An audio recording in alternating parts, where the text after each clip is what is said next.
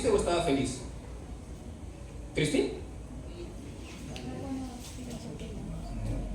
Ahí no se ve bien, pero en la imagen él está gozoso, está encadenado con cadenas de oro, está con fuego en las cadenas y él está feliz. Hay un mensaje ahí: esclavos pero libres. Una persona cuando es esclavo en los tiempos antiguos, ¿era feliz? No está como ese rostro. Por eso dice esclavos en libertad. Amén. ¿Qué quiere decir esto? Que aún cuando tú no encuentres amor o no halles amor en tu familia, aun cuando no tengas o no encuentres, mejor dicho, tu propósito en esta vida, aun cuando los problemas y las circunstancias te hagan ver que ya no puedes más y que te has estancado y que ya no vas a surgir, todo tiene un propósito, y toda situación y un propósito es algo efectuado y ordenado por Dios. Dios ya escucha tu oración, pero a veces nos desesperamos y queremos que el Señor nos responda ya. ¿Cierto o me equivoco? ¿Me equivoco o no? Cada situación que a ti te pase en tu vida tiene un propósito. ¿Y sabes cuál es ese propósito? ¿Sabemos cuál es el propósito de cada situación que pasamos en nuestras vidas? El propósito es que nosotros podamos bendecir a otros. El propósito fundamental en nuestras vidas es que nosotros como cristianos podamos bendecir a otros. Hermano, entonces, si Dios, el propósito hacia nosotros es bendecir a otros, ¿por qué no nos responde rápido? ¿O por qué no nos responde ya? Y cuando nosotros oramos a Dios: Señor, yo quiero bendecir a otras personas, yo quiero hacer esto, quiero hacer otro, y la oración demora en llegar, nuestra fe comienza a tambalear, ¿o no? Nuestra convicción comienza a dudar. ¿Será que Dios me va a escuchar? ¿Será que Dios existe? ¿O estoy siendo religioso? ¿O los ateos tienen razón? Cuando Dios demora esa oración, ¿nuestra convicción comienza a dudar o no? Por más que seamos cristianos, ¿comenzamos a dudar o no? No me digan que no, porque también me ha sucedido. Comenzamos a dudar, ¿cierto? Pero Dios sabe en qué momento te va a responder. Mejor dicho, Él ya te respondió, pero Él sabe en qué momento te lo va a entregar. ¿Por qué? Porque una bendición inmediata, grábate esto, una bendición inmediata sin un proceso no es bendición. Una bendición inmediata sin un proceso no es bendición.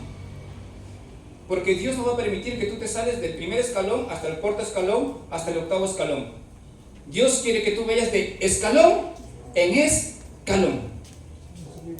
Ese es el propósito de Dios. Bienvenido, Sebastián. Bienvenido, Ivette. Bienvenido, Liz. Ese es el propósito de Dios. Hermano Boris, pero ¿esto qué tiene que ver entonces con el perdón? No tiene nada que ver con el perdón. Claro que sí. Porque el perdón, el perdonar, o mejor dicho, para perdonar, hablando humanamente, hay un proceso. Y para nosotros los cristianos es nuestro carácter. Es nuestro carácter.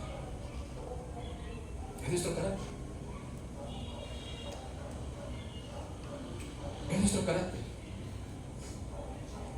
Hermano Boris, pero entonces ¿cómo? Pero uno no se puede olvidar cuando uno, para perdonar es muy difícil olvidar. No puedo hacerlo. ¿Cuántos han perdonado aquí? ¿Y el resto? ¿El resto todavía no perdona? ¿Qué significa perdonar?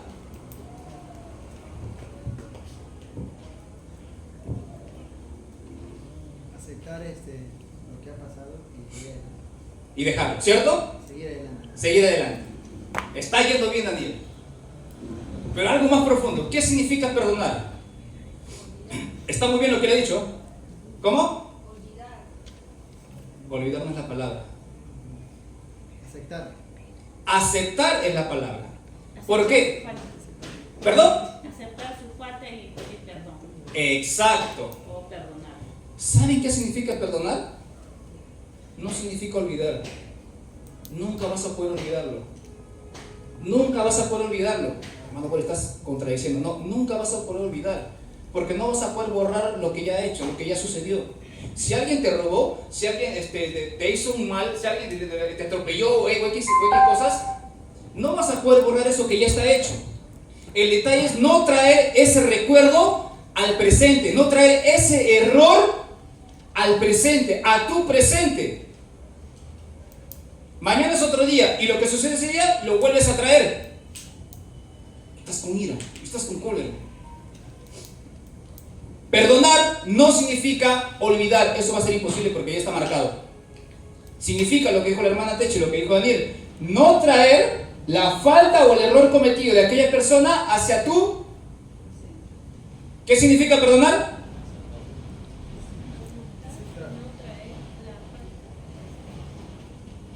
¿Significa olvidar? No, significa no traer la falta o el error cometido por la persona hacia tu presente. Grábalo en tu corazón. Grábalo en tu corazón. Ahora, hay un hombre, un joven, que tuvo 3 características muy importantes. La más importante es perdonar. Por eso se trata el tema de hoy día, el perdón. Pero este hombre, este joven, tuvo 3 características muy importantes para que él se haga grande. ¿Cuántos de nosotros queremos ser grandes? Por si acaso no estoy tocando el tema de prosperidad, no me malinterpreten. Eso va en contra de mis principios cristianos. Pero hay 3 características para que nosotros, como cristianos, empecemos a ser grandes como persona, como cristianos, como ejemplo ante la sociedad. Y este hombre, este joven, lo logró. Y ustedes lo conocen. ¿Quién es? ¿Moisés? ¿Hermano Carlos? José. Porque dije que la característica más importante es perdonar. Obviamente que al Señor Jesucristo no lo metemos aquí porque Él abarca todo, pues no. Pero esta persona más importante fue José. Tuvo un perdón muy importante. Pero 3 características. Y vamos a ir en orden, así que quiero que lo anoten.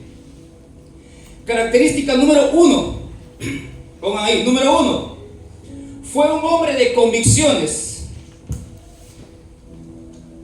Fue un hombre de convicciones. Anoten eso. Característica número 1 de José. Fue un hombre de convicciones. Disculpen que ahora traigo más papeles para poder explayar un poco más y hacerlo lo más rápido posible. ¿Apuntaron? ¿Sí? Hombre de convicciones. Nosotros podemos ver que José era muy amado por su padre. ¿Quién era su padre? Jacob. ¿Cómo se llamó después Jacob? Israel. José era muy amado por su padre. ¿Y por qué era muy amado por su padre?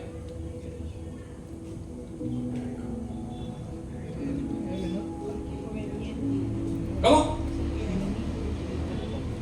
Porque lo tuvo en su vejez. Lo tuvo en su vejez, acuérdense, era el hijo muy amado porque lo tuvo en su vejez. Entonces, José más paraba con su papá.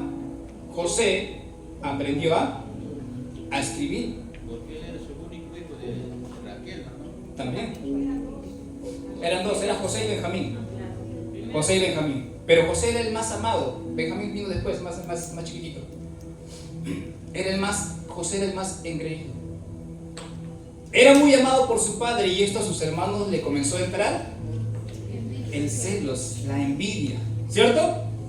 Y peor cuando José venía siempre y acusaba a su papá cuando acompañaba a sus hermanos para apacentar las ovejas, los corderos. Papá, Rubén ha hecho esto, papá, Dan ha hecho esto. Y su papá se molestaba con ellos, con sus hijos mayores. Y sus hijos, los hermanos mayores de José, se molestaban más con José. Y luego, para rematar, José tiene un sueño. Yo les voy a resumir toda la historia, ¿me entienden? Porque si son varios capítulos, nos vamos de largo. Entonces, lo voy a resumir porque ustedes también ya se lo saben, ¿cierto?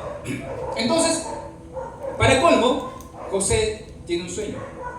No digo para colmo, sino que Dios ya empezó a usar a José. o mejor dicho, empezó a revelarle lo que venía para el futuro. Tiene un sueño en el cual, ¿qué era? 10 espigas, la luna y el sol se apostraban ante quién. Y sus hermanos, peor, le agarraron rencor. ¿Tú qué te crees? Eres el engreído de papá. Ahora vienes a decirnos tu sueño y que tenemos que adorarte a ti, que tenemos que arrodillarnos ante ti. La envidia comenzó a crecer mucho más. A tal grado que sus hermanos, ¿qué querían hacer con José? Querían asesinarlo. Y si no era por Rubén, José estuviera muerto. Para darnos cuenta de algo, quizás no es el tema de esta noche, no es la envidia. Ahorita vamos a decir el concepto de igual.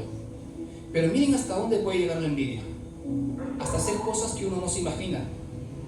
Por estar cegado por esa cólera y por esa envidia. Estar cegado por ese odio. Es como el veneno de la serpiente. Te pica. Y si tú no lo tratas inmediato, empieza de poco a poco a recorrer todo tu cuerpo hasta que mueres. La envidia, el odio, el no perdonar es como el veneno de la serpiente.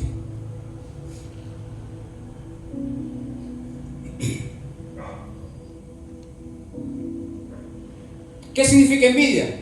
Anótenlo. Sufre o se siente infeliz por no poseer lo que la otra persona posee. Sufre o se siente infeliz por no poseer lo que la otra persona posee. Pueden ser cosas materiales, pueden ser sentimentales, etc., como en el caso de José.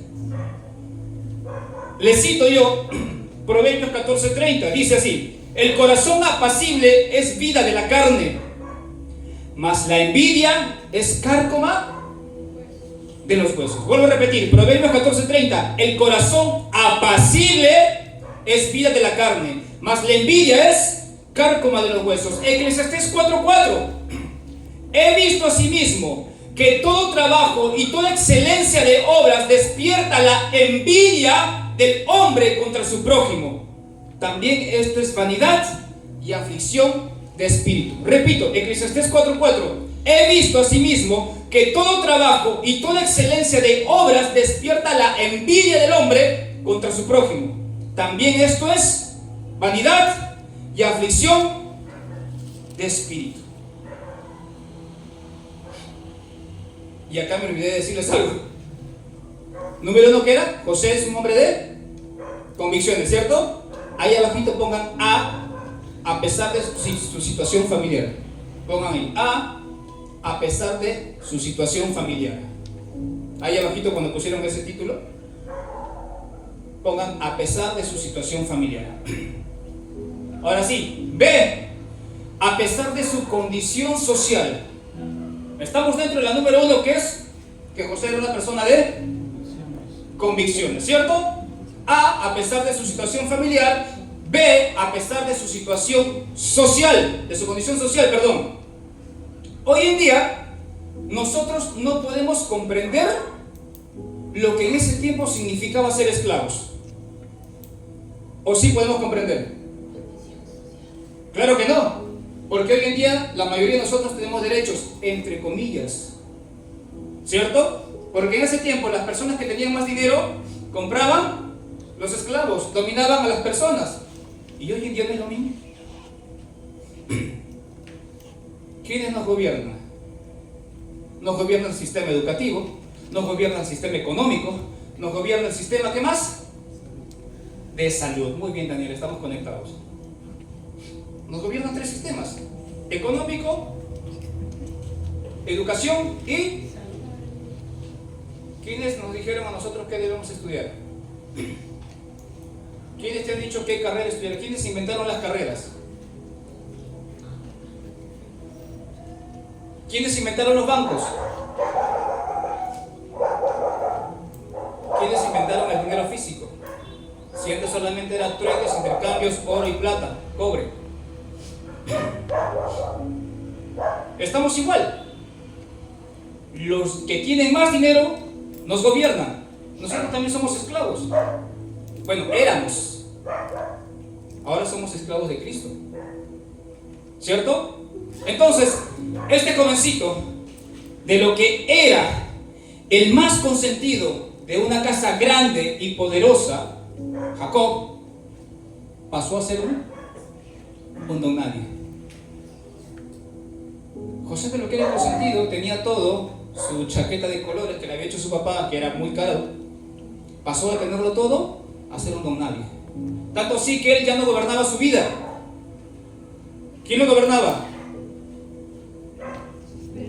¿Quién gobernaba la vida de José? ¿Ah? ¿Quién? Su amo. El que lo compró. Porque ¿qué sucedió? A José lo vendieron. ¿O no? Lo vendieron sus hermanos porque no por medio de Rubén no lo asesinaron. ¿A quién se los vendió? ¿A los a los ismaelitas, islamitas? Sí, ¿cierto? Ismaelitas, está bien. A los ismaelitas. ¿Y los ismaelitas a quién lo vendieron? ¿A quién? A Potifar. Pero dense en cuenta de algo, que a pesar de lo que José estaba pasando en ese momento, él mantenía su fe firme, mantenía su convicción firme de todo lo que estaba sucediendo. Mis hermanos me tenían envidia, me maltrataban. Estamos resumiendo porque imagínense, la vida de José fue terrible. El simple hecho de que tus hermanos quieran matarte, ¿cómo te sentirías tú? ¿Te sentirías mal o no? Ahora ya, cuando no me matan, te venden. O sea, no sirves para nada. Eres cualquier cosa. Te venden. Y para los ismaelitas, peor todavía porque eras hebreo, te trataban como cualquier animal en el desierto. José tuvo que pasar el desierto. Pero a pesar de esas circunstancias, José nunca negó a Dios, porque se mantuvo firme en la convicción de lo que su padre le había enseñado. Se mantuvo firme en lo que su papá le había enseñado. Ahora, a José lo trataron como cualquier animal. Lo vendieron. Y tú te imaginas ese momento, estar por ahí en los mercaderes y decir: ¿quién le quiere comprar a este hebreo? No habla egipcio, pero aprende muy rápido. O ser inteligente. ¿Quién me quiere comprar a este hebreo? No habla egipcio, pero aprende muy rápido. Pero dice su palabra que Dios siempre estaba con José. Y Dios empezó a tocar el corazón de Potifar. Yo lo quiero.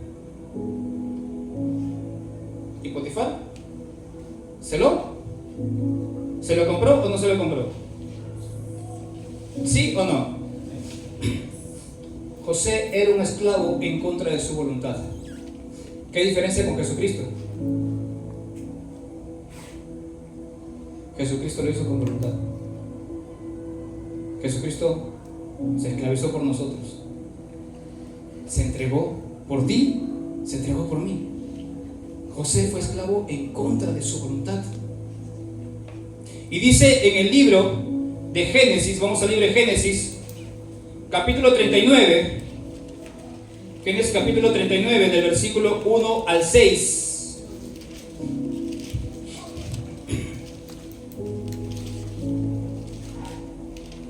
¿Lo tenemos? Génesis capítulo 39, del versículo 1 al 6. Dice así: llevado pues José a Egipto, Potifar, oficial de Faraón, capitán de la guardia, varón egipcio, lo compró de los ismaelitas que lo habían llevado allá. Mas Jehová estaba con José. Y fue varón próspero y estaba en la casa de su amo, el egipcio. Y vio su amo que Jehová estaba con él, y que todo lo que él hacía, Jehová lo hacía prosperar en su mano. Así halló José gracia en sus ojos y le servía, y él le hizo mayordomo de su casa y entregó en su poder todo lo que le tenía. Y aconteció que desde cuando le dio el encargo de su casa y de todo lo que tenía, Jehová bendijo la casa del egipcio a causa de José. Y la bendición de Jehová estaba sobre todo lo que tenía, así en casa como en el campo.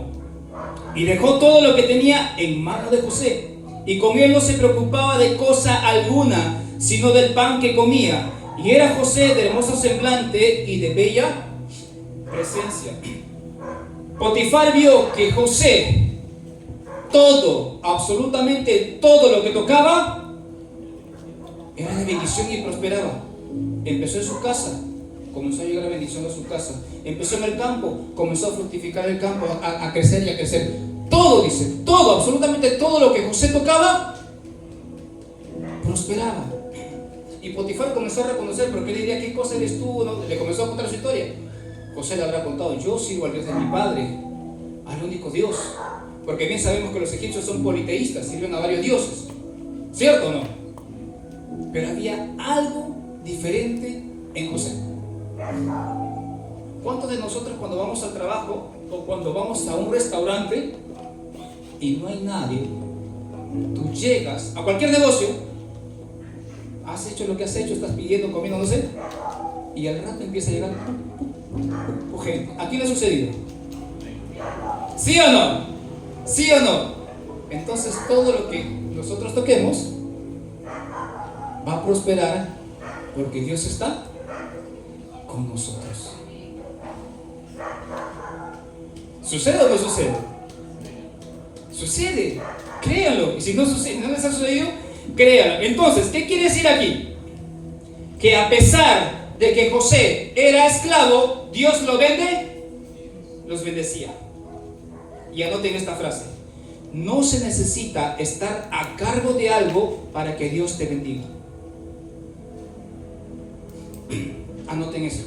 No se necesita estar a cargo de algo para que Dios te bendiga. Dios jamás abandonó a José. Dios jamás te va a abandonar. Por eso Dios estaba con él, porque José era un hombre de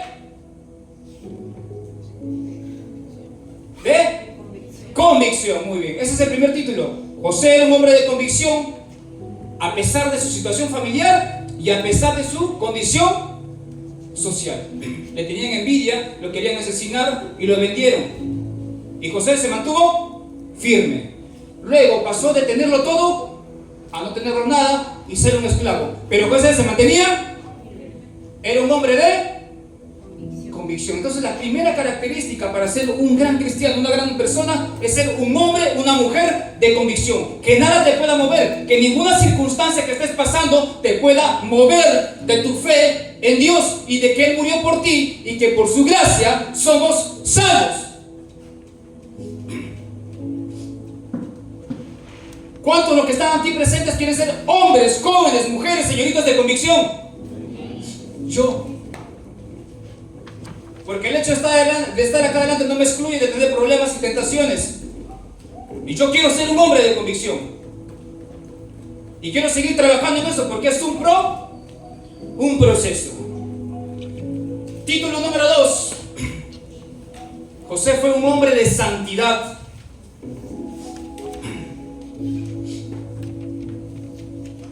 Título número 2. José fue un hombre de santidad. Pongan letra A. Lo demostró con la mujer de Potifar. Letra A. Lo demostró con la mujer de Potifar.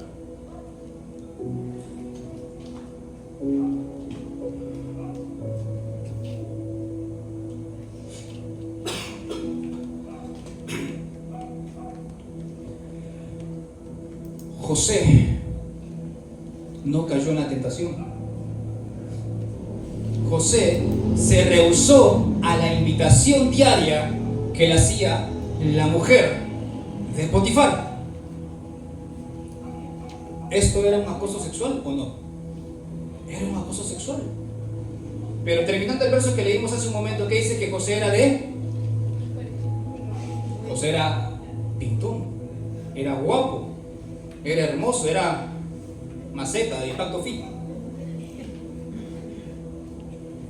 era de buen parecer, y dice que era de bello semblante José.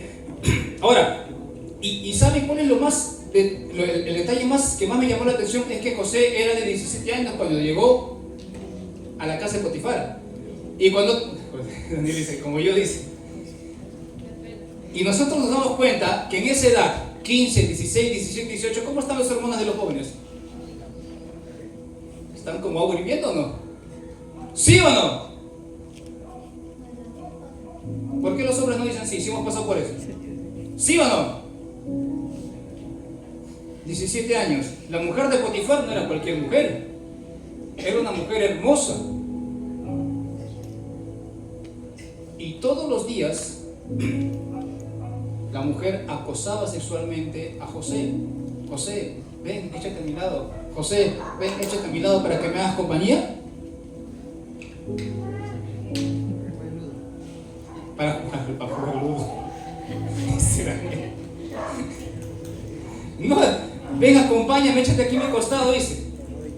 ¿Solamente quería para eso? No solamente quería para eso. Y dense cuenta que el versículo que les voy a leer en ese tiempo todavía no existía. Pero anoten ustedes, 2 de Timoteo 2:22. Yo sé que se la saben, yo lo voy a leer, solo anótenlo. 2 de Timoteo 2:22.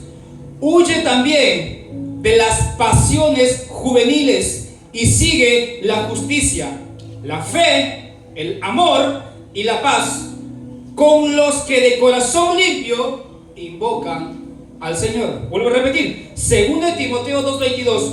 Huye, dice, huye también de las pasiones juveniles y sigue la justicia, la fe, el amor y la paz, con los que de corazón limpio invocan al Señor. Estamos en Génesis 39, ¿cierto? Leamos el versículo 10. Versículo 9, perdón. Versículo 9 y 10 de Génesis 39. Dice: José le responde: no hay otro mayor que yo en esta casa, porque Potifar le había dejado encargado de toda su casa y toda su hacienda. No hay otro mayor que yo en esta casa, y ninguna cosa me ha reservado sino a ti, por cuanto tú eres su mujer. Y acá viene lo más maravilloso. ¿Cómo pues haría yo este grande mal y pecaría contra Dios? Proverbios 1:7. El principio de la sabiduría es el temor a Jehová. Y ese es el versículo que a mí me marcó. ¿Se acuerdan que siempre les cuento? Ese es el versículo que a mí me marcó.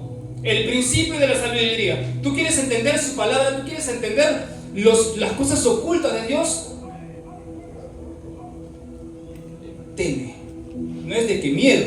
Ese temor es de respeto, porque Dios conoce tus pensamientos, conoce los deseos de tu corazón. Él sabe qué estás pensando. Imagínate, yo estoy predicando y por ahí con mi mente estoy deseando a otra mujer.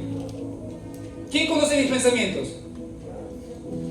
Aún tus pensamientos. Y tenemos que ser muy nosotros, los hombres y mujeres, porque las mujeres no se escapan, por si acaso. Acá cae para todos. Hombres y mujeres, nuestros pensamientos.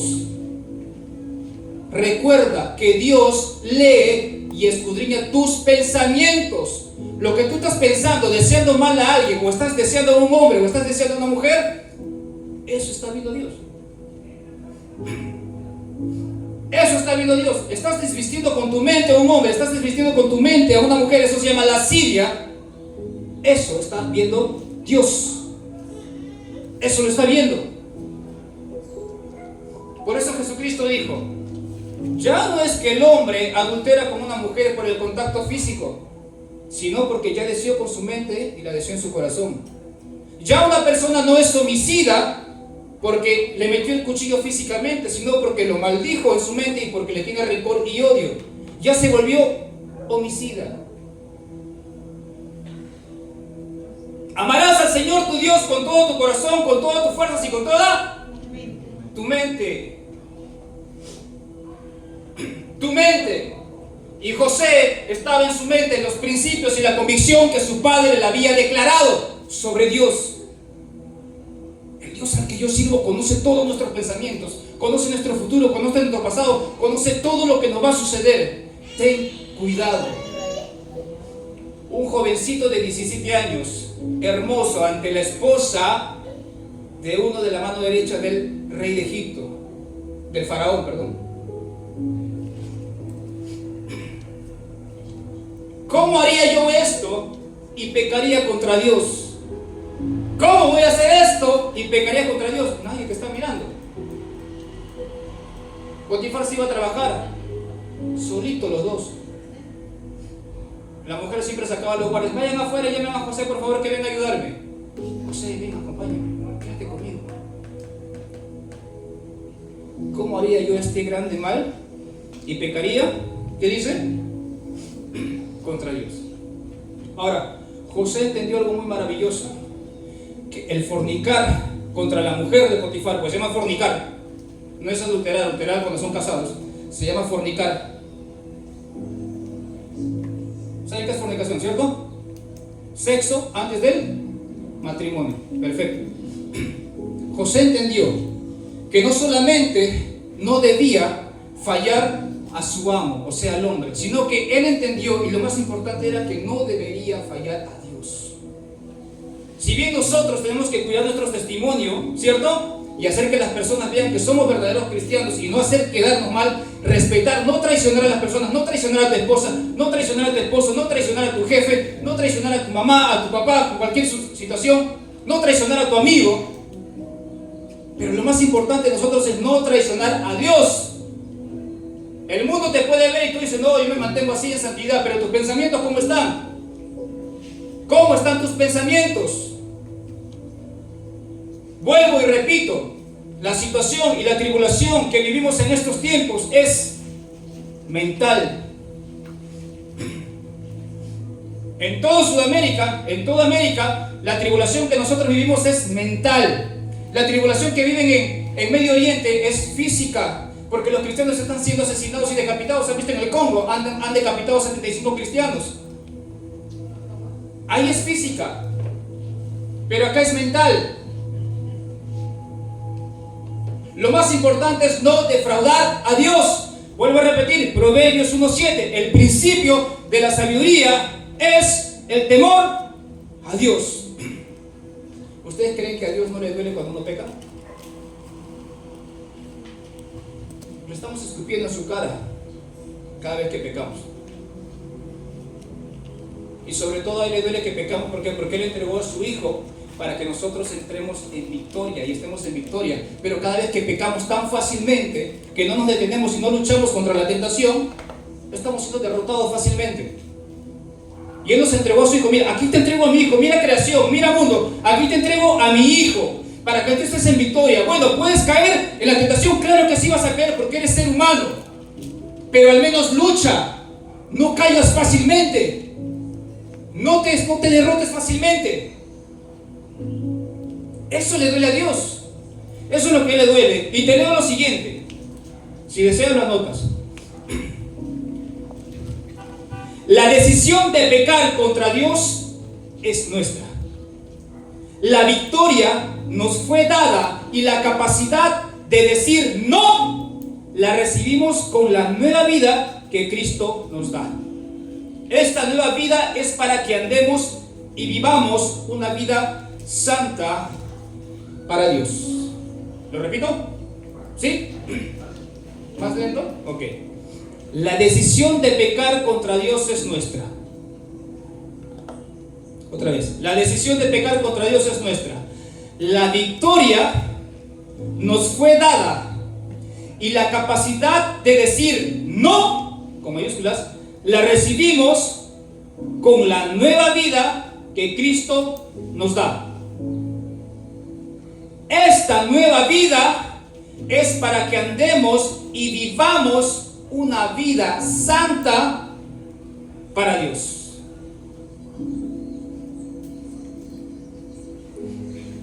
Letra B. Lo reconoció el copero. José rechazó a la mujer de Potifar. ¿Y luego qué aconteció? José salió huyendo, ¿cierto? En la última decisión que tuvo la mujer, y le arrancó las vestimentas y dijo: guardia, guardia, guardia, José me ha querido violar, ha querido abusar de mí. Tan cobarde y cara dura la mujer de Potifar.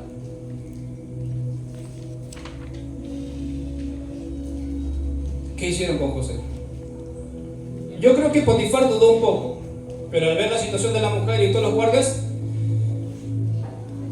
preso.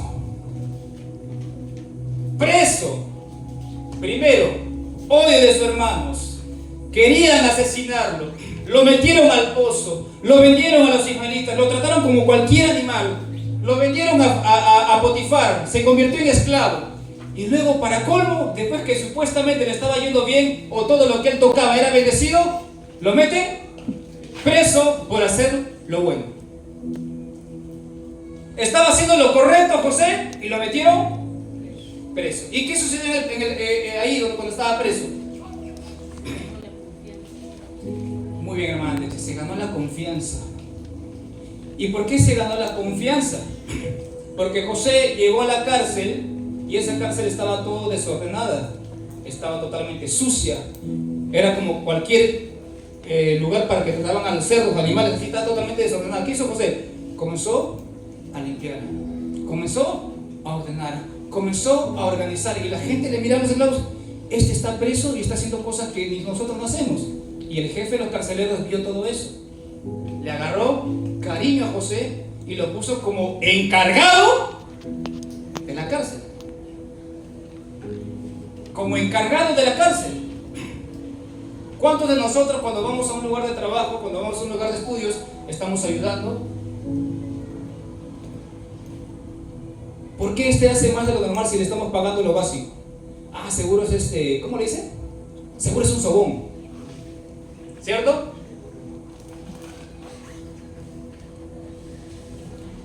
Pero su palabra dice: y todo lo que hagáis, hacedlo como para el Señor y no como para los hombres. Y ahí las personas van a comenzar a ver otra vez algo diferente en ti. ¿Por qué? ¿Qué tiene que ver esto con santidad? Porque santidad tiene dos significados, tiene dos conceptos. ¿Alguien lo sabe? Santidad significa dejar de pecar, y también significa separarte para Dios.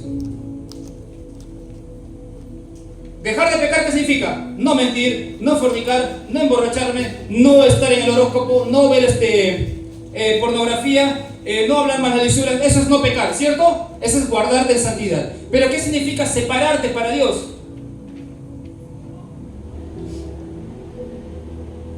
Dar buen testimonio,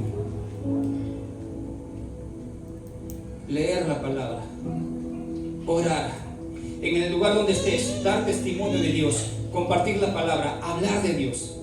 Eso es estar separado para Dios, porque la gente va a comenzar y va a poder reconocerte que tú estás apartado para alguien muy importante, para alguien divino. ¿Por qué tú eres así? ¿Por qué tú tienes paz en tu corazón? ¿Por qué a pesar de las personas que te hacen daño tú les ayudas? Ven algo diferente en ti. ¿Y qué sucedió después? José comenzó a trabajar, lo pusieron como jefe de los guardias de la cárcel, ¿cierto? Encargado de la cárcel, y se le acercaron a él dos personas, un panadero y un copero, que estaban atormentados por el sueño que tuvieron. José les traduce el sueño, les interpreta los sueños, y sucedió como él los interpretó. El panadero sabemos que murió, y el copero fue restituido como copero de Faraón. ¿Y qué es lo que sucede después? Génesis 40:23, ahí nomás, miren lo que dice. Después de que José le ayudó al copero, le interpretó su sueño y todo, ¿qué es lo que dice Génesis 40:23? ¿Qué dice? El jefe de los coperos no se acordó de José. Y el jefe de los coperos no se acordó de José, sino que se olvidó. ¿Qué le dijo José? Cuando seas restituido, acuérdate de mí, por favor, para que me saquen, pues. Salió el copero, se olvidó. Típico de las personas que no son agradecidas todavía, ¿cierto? ¿Cuántos han sido traicionados aquí? Yo he sido traicionado por mi familia, por mis amigos, por personas que he ayudado en los trabajos, por muchas personas. Me han traicionado, me dolió mucho. Mi esposa es testigo, mi mamá es testigo. Pero tú les has ayudado, les has hecho esto y aún así, ¿qué puedo hacer, mamá? Yo no los odio, ahora los bendigo. Pero me traicionaron muy feo. Hablaron de mí totalmente tonterías. Al inicio me dolió mucho. Me dolió mucho. Propia familia, imagínate. Tu propia familia. No estoy hablando de mis hermanos de aquí, hablando de familiares. Pero es tu propia familia, pues. Primos, tíos, a eso me refiero. Hablaron mal de mí. Amigos que ayudé a colocar en trabajos, les ayudé bastante, les coloqué en trabajos, me traicionaron. Me traicionaron. ¿Pero qué puedo hacer? Así sucedió. Ahora, el jefe de los coperos se olvidó de José. Letra C. Lo reconoció el faraón. Ya vamos a acabar. Letra C. Lo reconoció el faraón. ¿Qué sucedió con faraón? José seguía preso, ¿cierto? Y faraón tuvo sueño.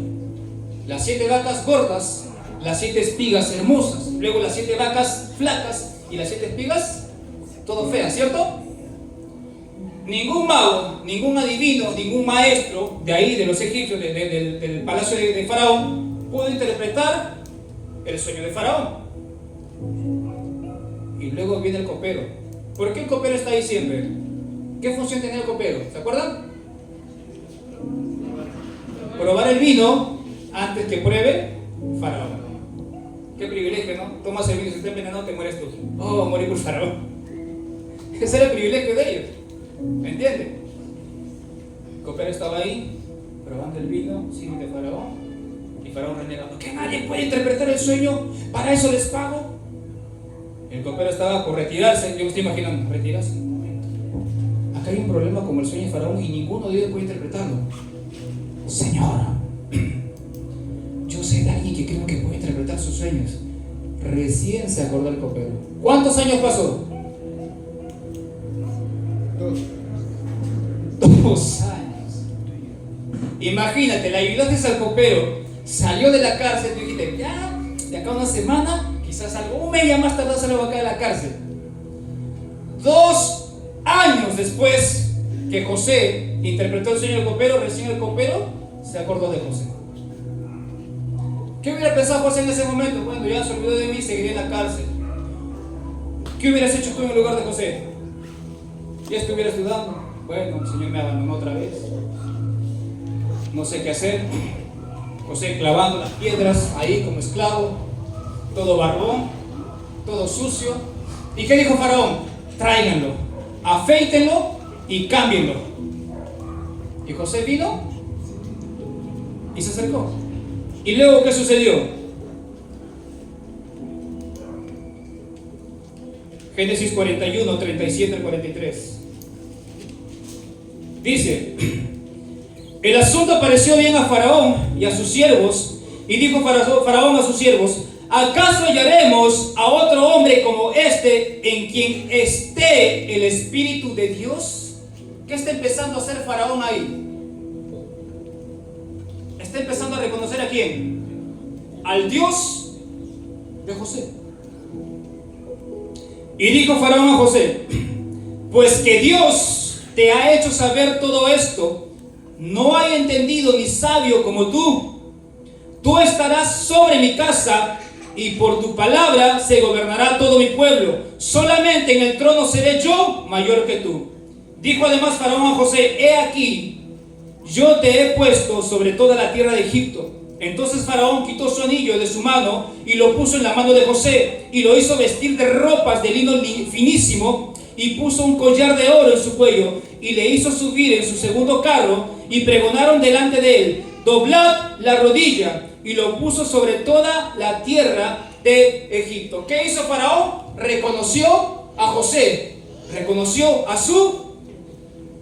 Dios, y él sabía que él, José, por su servicio, porque a Faraón le habían contado todo lo que ha hecho en la cárcel, se hizo líder en la cárcel, interpretó los sueños. José trabajaba bien. Por su testimonio, Faraón reconoció a Dios.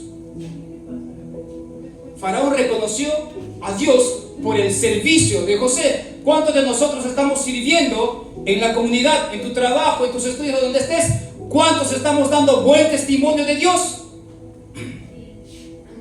¿Cuántos estamos siendo ejemplos para que las personas digan: en esa persona habita Dios o tiene algo diferente? Y la pregunta es esta: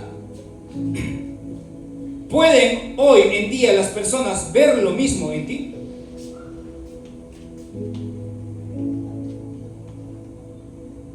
en tu frente esa pregunta.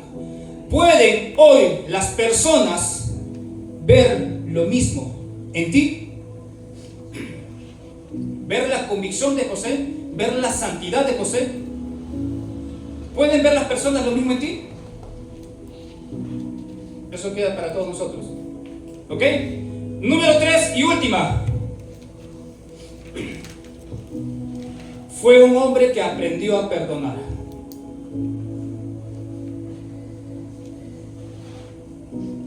Número 3 y última. Fue un hombre que aprendió a perdonar. Esta es la característica más importante. Y eso es lo que abarca el tema del día de hoy, que es el perdón. Esclavos en libertad. La característica de un hombre, de una mujer, cristiano o cristiana, debe ser perdonador. La característica más importante de un cristiano debe ser perdonador. Yo sé que nos va a costar, por eso les dije que es un proceso. No va a ser fácil, pero como cristianos, para que la convicción y para que la santidad se refleje en nosotros, debemos aprender a perdonar. Nosotros podemos ver en esta historia de los 7 años todo lo que sucedió en Egipto. La hambruna, ¿cierto? Primero la abundancia de los 7 años por el sueño que interpretó José, y luego la hambruna. ¿Y qué hizo esto? ¿Qué hizo esto? Que vengan sus hermanos. Que vengan sus hermanos, ¿o no? Cuando los hermanos de José llegaron a registrarse para pedir comida, ¿qué hizo José? José tenía la autoridad para vengarse. Él tenía la autoridad para meterlos al calabozo, para meterlos presos de por vida. Pero desde que José fue vendido por sus hermanos a los ismaelitas, él ya los había perdonado. Pero su perdón llevó un proceso. Por eso fue vendido a Potifar. Luego lo metieron preso. Se olvidaron de él para que luego sea grande. Si José no hubiera perdonado, ¿qué hubiera sucedido? ¿Qué hubiera sucedido? ¿Sus hermanos hubieran?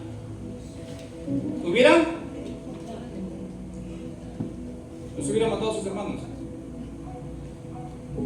José los hubiera mandado a matar a sus hermanos si él hubiera querido vengarse, porque la doctrina de los faraones, de los egipcios, eran así: matar a los hebreos.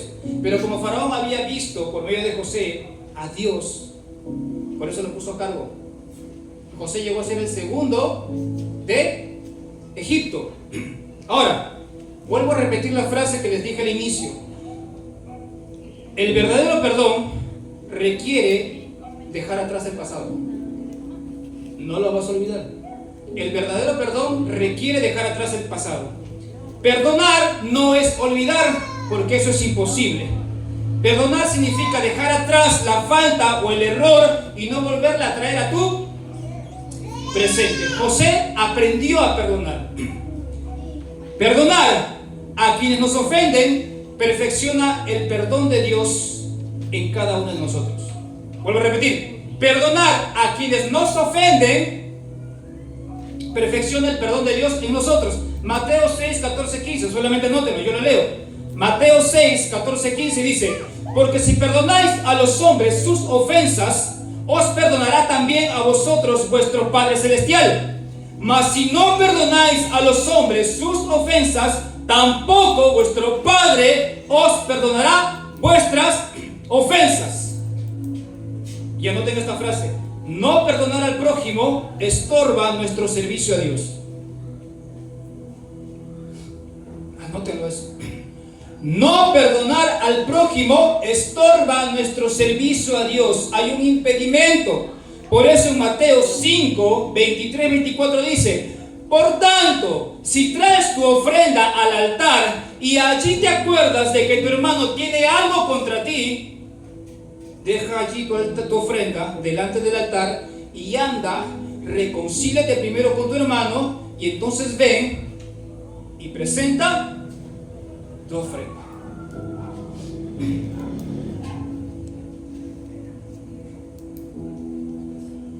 Si tú tienes algo contra alguien, saliendo de acá, o no sé, bueno, si quieres, ¿no? Si no quieres, no le escribas. Pero en tu corazón y en tu mente, perdónalo. Si te ha ofendido, perdónalo. Así que no le hables. No importa, no le hables. Pero perdónalo. No vas a olvidar lo que te hizo quizás, pero no vas a traer lo que es ese error, lo que te hizo, traerlo al presente. Y termino con estas 3 frases y anótenlas por favor. José nos enseña que perdonar es dejar atrás el pecado, el pasado, perdón. Número 2, José nos enseña, y esto es muy bonito, José nos enseña a ver hermanos a quienes nos ofenden. Esto es lo más bonito, pero lo más difícil para nosotros, ¿cierto? José nos enseña a ver hermanos en quienes nos ofenden. José nos enseña que hay que perdonar para poder ver al Padre. José nos enseña que hay que perdonar para poder ver al Padre. Si José no hubiera perdonado a sus hermanos y lo hubiera mandado al calabozo de esclavos, ¿José hubiera podido ver a su papá? No. Si nosotros no perdonamos, va a haber un estorbo, un impedimento para que nosotros sigamos conociendo a Dios y para que nuestras oraciones lleguen a Dios. ¿Por qué el Señor no me responde? Analiza tu corazón. El que no perdona vive atado, pero el que perdona se libera de esta atadura. Vuelvo a repetir, el que no perdona vive atado, pero el que perdona se libera de esta atadura. José fue esclavo, pero estaba libre. José fue esclavo, pero estaba libre. Los hermanos de José estaban libres, pero eran esclavos, porque tenían odio, tenían rencor, tenían envidia con su hermano. Y termino con esta frase. Aquí acabamos. Hoy es el momento de empezar a fundamentar la grandeza espiritual. Vuelvo a repetir. Hoy es el momento de empezar a fundamentar la grandeza espiritual. Nunca olvides tus convicciones, una vida de santidad y un corazón perdonador, porque esto hará de ti una persona cristiana grande para Dios y para los hombres. Lo repito una vez más. Hoy es el momento de empezar a fundamentar la grandeza espiritual.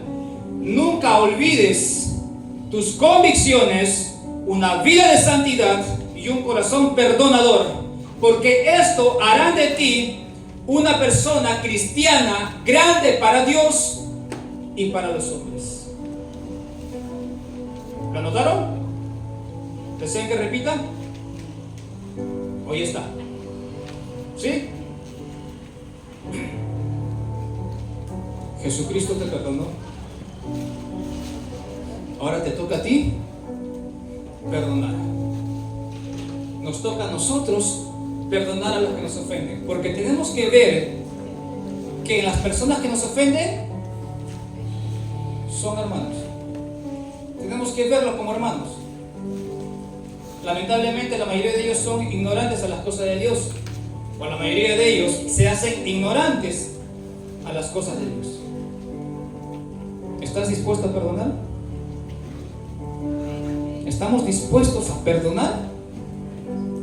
Si tú estás dispuesto a perdonar, empiezas a subir otro escalón más. ¿Por qué Dios no usó a José a los 17 años? ¿Por qué no lo usó cuando estaba jovencito?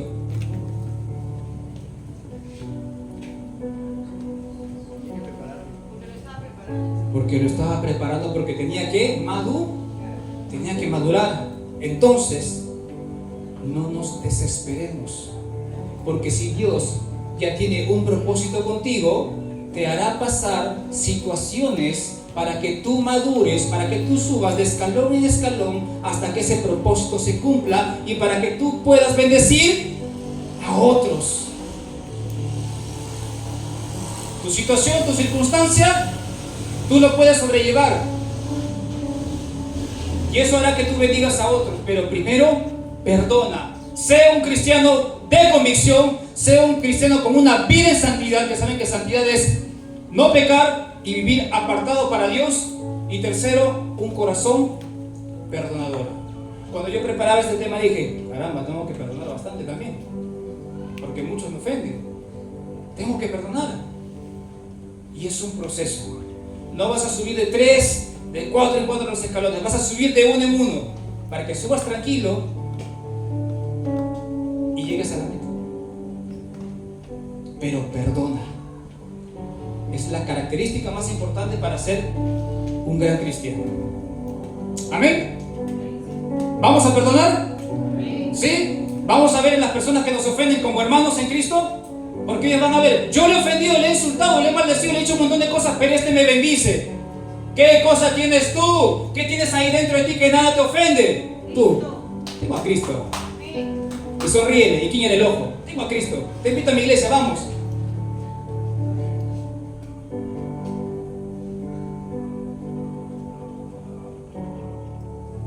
Tenemos que aprender a perdonar y a ver que las personas, no todos tienen a Cristo en su corazón. Y por tanto ignoran las cosas de Dios, ignoran el amor de Dios, ignoran el respeto de Dios. Vamos a cambiar, vamos a mejorar, chicos, vamos a mejorar, hermanos, siervos de Dios, siervas de Dios, vamos a seguir creciendo, pero vamos a crecer más cuando nosotros empecemos a perdonar de corazón. Amén. Ya saben, perdonar no es olvidar. Voy a volver a repetir, es no traer la falta y el error a tu presente. Y tu presente no solamente es hoy día, mañana también va a ser tu presente, pasado mañana también va a ser tu presente. Y si tú estás con eso, trayéndolo a ti, te va a hacer daño. Te va a hacer daño. Amén. Pongámonos de pie, hermanos.